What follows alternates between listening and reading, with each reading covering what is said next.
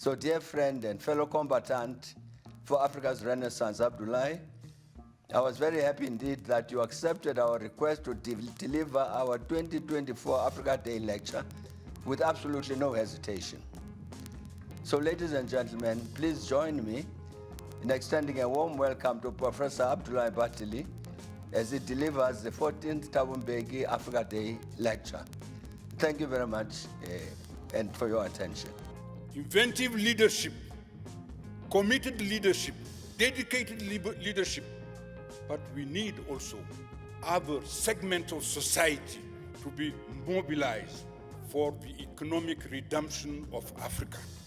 There cannot be we cannot have economic transformation without a social force which will be the instrument, the tool